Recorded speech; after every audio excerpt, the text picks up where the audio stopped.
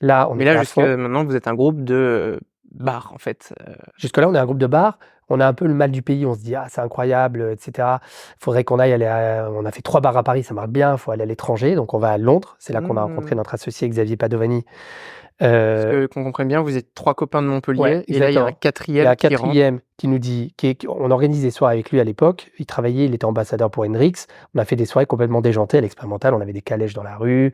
On a fait des trucs, absolument délirants et ça on a énormément d'énergie à cette époque-là pour faire des trucs hyper innovants et tout le monde parlait de nos soirées. Soirées qu'on a exportées une fois à Londres et à New York aussi. À l'époque, on l'avait fait à The Box en plein cœur de Lower East Side.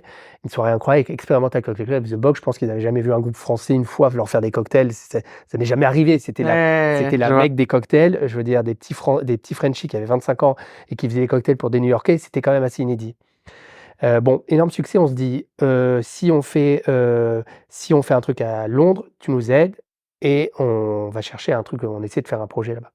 On va à Londres, on fait Experimental Cocktail Club Londres, on a beaucoup de mal à trouver un lieu. Pareil, les prix étaient délirants, donc on prend un lieu, pardon du mot, tout pourri à Chinatown.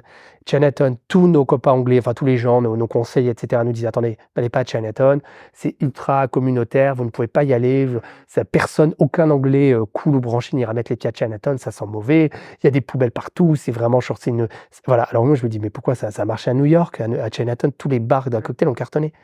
On fait ça, on récupère un lieu de perdition, Et qui du était coup, que vous obtenez moins cher parce qu'aussi quartier moins branché. exactement et ça a cartonné. Il y a la queue à l'ECC depuis presque maintenant, je vais te dire, ça fait 12 ans. On a fêté les 12 ans. Il y a la queue tous les soirs à 18 h. C'est un endroit qui ne désemplit pas. C'est aussi une référence, moi je considère que c'est encore une des références cocktails, à Londres. C'est ultra formateur. Dès qu'il y a un barman qui est un peu on l'envoie là-bas parce que c'est les premières fois qu'on a rencontré les vrais process à l'anglaise avec, des managers, des bar managers, des runners. Tout est extrêmement structuré. C'est même ce qu'on appelle le bar industry. Nous, on connaissait pas ce mot, l'industrie, enfin, on n'était pas du tout dans L'industrie du quelque bar, chose ouais, en de même France, dans on n'a la pas beaucoup connu restauration, ça, ouais. on n'était pas du tout dans quelque chose d'industriel, on était quelque Mmh. chose d'organique, très simple, familial. Il y a pas tu travailles là, tu fais ci, tu fais ça, il y a pas de c'était pas structuré. Voilà, là, on est en énorme, on est genre un peu pendant ces 4 années-là, on dominait vraiment le cocktail français, on avait vraiment très peu de concurrents et on a été aussi un peu l'école des bartenders puisque tous les groupes qui ont ouvert après, c'était des anciens de chez nous, donc c'était extrêmement gratifiant, donc une super aventure. Mais on se dit: «Ça serait bien de changer un peu», on est passionné de vin.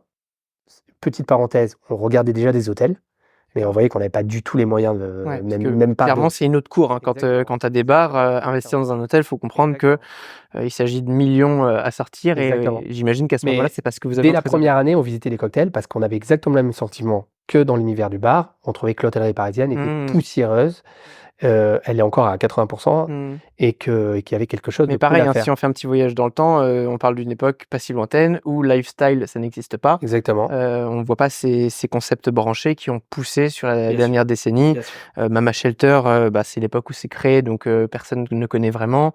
Ouais, Depuis, on a eu ouais, un virage, à exactement. 90 degrés Ouais, facilement, hein. bien sûr.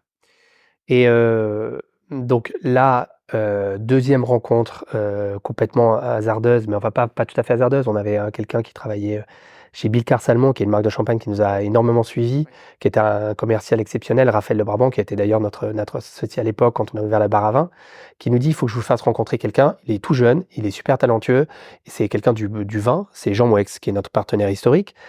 Donc il y a notamment le vin Pétrus et puis un groupe de distribution de vin, et qui est, extrêmement connu, à Bordeaux et dans d'autres régions pour essayer de faire bouger les choses, bouger les lignes et cetera.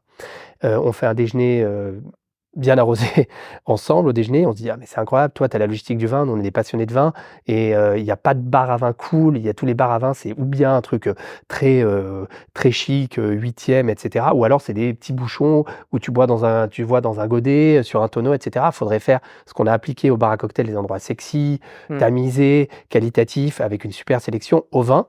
Mais nous, on n'a pas la logistique de vin. Il dit: «Bah écoute, en gros, moi je peux vous apporter la logistique du vin, avoir des allocs, trouver une bonne sélection, avoir des bons sommeliers, vous recommander des gens et cetera». Je dis: «Mais c'est incroyable». L'après-midi, on avait visité un fonds de commerce, on l'a acheté.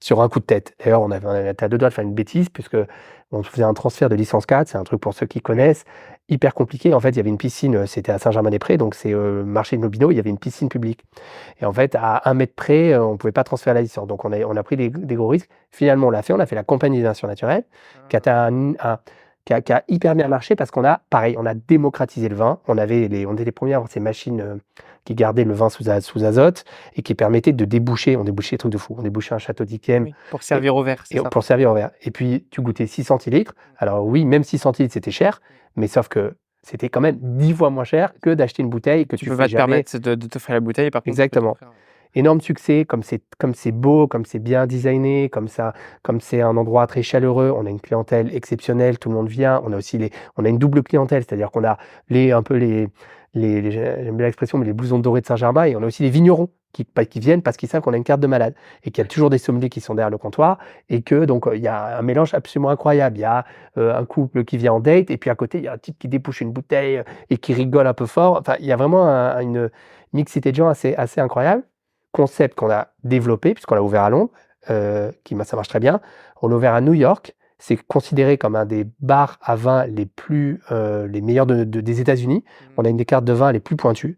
Il y a beaucoup d'articles qui disent, voilà, grâce notamment à notre sommelier qui est là-bas, qui a été sommelier de l'année, de Wine and Spirit Magazine et qui après il a engagé un autre sommelier qui est devenu le sommelier de l'année d'après. Donc, ultra technique. Ça marche tellement bien qu'on est en train d'en ouvrir un nouveau, sur la 24e, un peu plus haut, un quartier un peu plus poche, à côté de Flatiron et donc on ouvre la nouvelle compagnie qui va s'appeler la compagnie Wine Bar. On change un peu le nom pour avoir deux identités, mais dédiées au vin de tous les horizons, super service et démocratisation absolue du vin. C'est-à-dire qu'on a un truc qui n'existait pas avant. On a des gens qui venaient, c'est-à-dire que les grands vins étaient dans les gastros parisiens ou dans les gastros dans tous les pays du monde. Pour boire des grands crus, il fallait dans un restaurant. Nous, on a ouvert des grands crus où tu peux aller les boire en tongs et en short, j'exagère un peu, au comptoir, avec une assiette de charcuterie et il y a pas de tabou. Et ça cartonne puisqu'on a une clientèle, très variée, des gens de la tech qui viennent se faire plaisir, qui adorent les vins, mais qui ont pas envie de faire un grand dîner de 7 plats. Voilà, donc on avait vraiment fait quelque chose de chouette. Donc hyper fort enfin là, on se met à fond dans le vin. On continue évidemment dans cette excitation.